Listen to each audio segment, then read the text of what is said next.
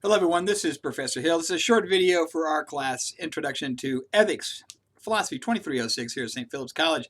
This is the online version of the class, Summer 1, 2019, and today is Wednesday, the 19th of June, 2019, which means that we have an assignment due tonight, midnight. So we want to make sure that we've had a chance to finish reading Chapter 2, which is really kind of only about 4 things.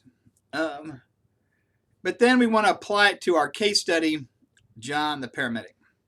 So, as I said in our last video yesterday, the John the paramedic case is, you're going to recognize it from the concepts in Chapter 1 as being about applied ethics, something that has to do where there's a code of ethics governing a particular profession that's then enforced by the people in that profession. They're guidelines for best practice and behavior for somebody who's a professional practicing within that field, governed by other professionals. So they're not like laws, but the hook is that there's an ethics committee that enforces the code of ethics, and they can reprimand you, suspend you, even take away your license to practice.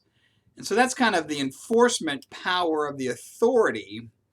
And we're going to be talking about sources of authority as we get into the next couple of chapters, because what we're going to find is that when we're talking about ethics, people kind of understand that there's laws and what the source of authority is behind the laws, which is the state. Whether it's your city, county, state, country, we have different levels and different sources of authority behind each of those bodies of laws. But there's also, when we get to ethics, there's different sources of authority. And for example, we're going to see that there are some things which are types of laws like city, county, federal, but then also like military law has its own source of authority behind that. There's separate legal systems. Sometimes it's a religious authority that produces the legitimacy and authority behind, again, like the Code of Canon Laws for the Roman Catholic Church. They have their own courts and lawyers and judges and appeals courts. It's a whole separate legal system, but not like the state laws that we have. And then, of course, there's also just, again, what gives the legitimacy and authority to any body of complex checks and balances. What induces us to act or prevents us from acting in terms of ethics? So chapter 2. In our book, Doing Ethics by Louis Vaughan, he's been laying out this kind of distinction between two big groups. On one side, he's got Objectivism, which says that some moral laws apply to everybody, everywhere, all the time. And then on the other side, there's Relativism. And we looked specifically in our chapter at cultural relativism, subjective relativism, and then kind of emotivism, which doesn't really belong to either side, but he lumps it over with the relativists. In this case, you got to remember, emotivism are the people that says there aren't any rules. There is no good and bad, right and wrong. And it gets its name from, they say, well, what if you don't believe in morality at all, what are people doing when they're talking about all this stuff? They say, oh, they're just expressing emotions, but there's nothing behind that.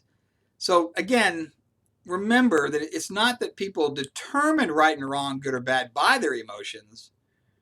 These are people that don't think that there are any ethical rules. They'll agree that there's laws, but they just would not even say that good and bad exist. We'll come back to that.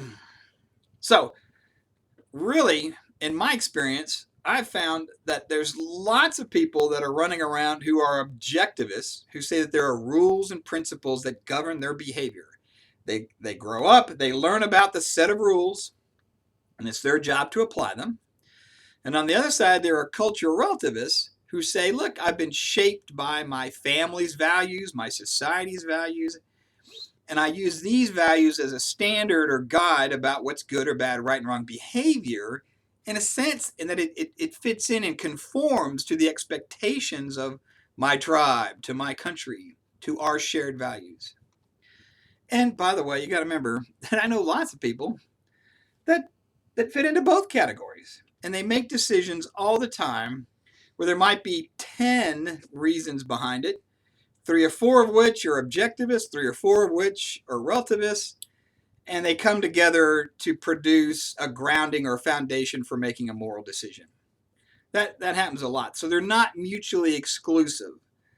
That's an important thing to remember. Now, as I mentioned in our chapter 2, Vaughn talks a lot about the relativists and spends the whole chapter tearing them down, presents you all the bad things about them. Objectivism, he just casually mentions, but then just says that's the right one. Doesn't even talk about strengths or weaknesses, pros and cons. He just says that's the winner and then moves on. In fact, you'll even see this in the quick review guide. They have a little box, right, which is the quick review. And he lists the 4 key concepts. And the first one, he just says objectivism, some moral principles apply to everybody. And then the next 3, as he gives their definitions, he has a little thing called implications. And the implications are really why this one's not the right one. So he doesn't even have that for objectivism. So he only has implications for 3 of the 4. Because, like I said yesterday, he's selling one of these. He's selling objectivism. He says that's the right one. Now, look, like I said, lots of people kind of fall into this camp, and they think there are rules that apply to everybody. But he doesn't present you with the problems that thinking presents. We're going to get a lot deeper into that when we look at the next block of chapters. Because again, just to be clear, we've done 1 and 2. We're going to skip chapter 3 altogether and go straight to chapter 4, 5, 6 and do them as a block. Because chapter 4 says, hey, there's these 2 big key camps that are out there, consequentialism and non-consequentialism. And then the next 2 chapters, 5 and 6, one's about consequentialism and one's about non-consequentialism. So the 3 of them kind of go together.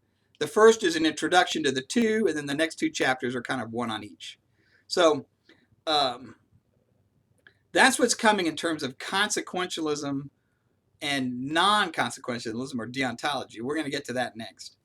But I want to stay focused on the relativism and the objectivism as it applies to our case study, which is due tonight at midnight. And that's the thing, which is when you make a decision in this case study about John, first of all, you got to remember, not everybody's going to agree with you. It's going to split the class. So I warned you yesterday, don't start off saying, I'm sure everyone will agree with me that X, because it doesn't work like that. Because what you're going to see is that some people think, look, John did the right thing. This was a bad dude. He got what he deserved. This is him protecting this poor innocent girl. How could you possibly disagree with me? And other people are going to go, oh my God, no. John had an obligation to, treat this person. That's part of the job. It's part of the code of ethics of all paramedics. He violated that law. Again, not really a law. It's a profession. He did a couple things. He did violate some laws. He violated some laws. He also violated the code of ethics for paramedics. And our question is, did he do something wrong? And if so, why? And that's the hard part about this question. It's easy to just say, oh, he's right or wrong. And here's why. The hard part is, where does that come from in you? Why do you say that? What's the foundation if you think it's the right thing to have done? What's the foundation if you think it's wrong? That pushes right into, and I'm literally asking you during this question, why is something right or wrong? Is it because it violates a universal law? Is it because you just think it's wrong based on your values? And if so, where did those come from? That's the hard part to the case study. That's what I want you to wrestle with. So get to the end of chapter 2, read through the case studies, look at what John did, and then think about whether or not you think it's right or wrong. Give me some reasons, and then analyze those reasons that came from you in terms of what's the foundation there? What makes something right or wrong? So good luck with that. Midnight tonight's the deadline. I'll talk to you then. Take care. Bye-bye.